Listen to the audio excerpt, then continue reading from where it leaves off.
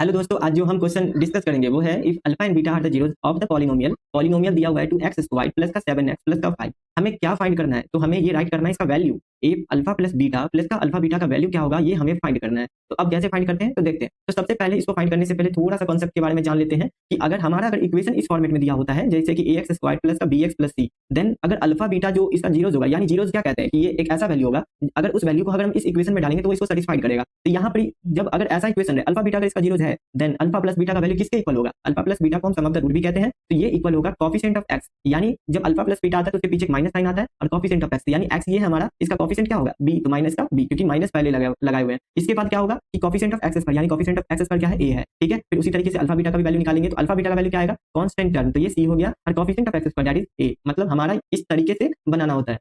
तो ये given equations में, ये गिवन जो हमें फाइंड करना है, जो दिया गया है कि अल्फा प्लस का बीटा प्लस का अल्फा बीटा ये दिया हुआ है, हम इसको क्या एक अरेंज कर सकते हैं। तो अरेंज कर लेंगे कि अल्फा प्लस बीटा हमसे पूछा गया है और अल्फा बीटा का वैल्यू पूछा गया, तो हमें इस इक्वेशन से अल्फा प्लस बीटा और अल्फा बीटा का वैल्यू निकाल लेना है। तो वो कैसे निकालेंगे देखते हैं। तो यहाँ पे क्या करना है कि एक px मान लेंगे, px इक्वल्स टू कितना हो जाएगा? 2x² प्लस का 7x अब प्लस का 5, ये हो जाएगा, ठीक है। अब यहाँ से अगर अल्फा बीटा का वैल्यू निकालना है तो क्या करेंगे? अल्फा प्लस बीटा निकालना है तो minus coefficient of x that is 7 और coefficient of x square that is 2। तो ये हमारा पहला हो गया। एंड सेकंड में निकालेंगे जो कि है अल्फा बीटा, तो अल्फा बीटा निकालेंगे तो हो जाएगा कांस्टेंट टर्म यानी 5 और कोफिशिएंट ऑफ एक्स स्क्वायर यानी 2। तो दैट इज, अगर इस दोनों को, अगर हम इस इक्वेशन को फर्स्ट मानते हैं, इसको सेकंड मानते हैं, इसको थर्ड मानते हैं, ठीक है। तो हम क्या करते हैं, सेकंड एंड थर्ड को पुट कर देते हैं फर्स्ट में। नाउ पुटिंग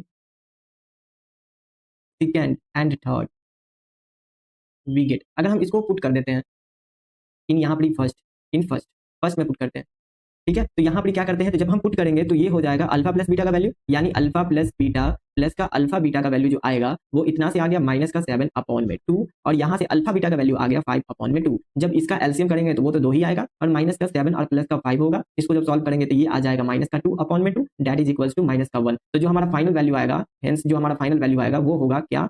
तो वो आ जाएगा कि जो अल्फा प्लस बीटा प्लस का अल्फा बीटा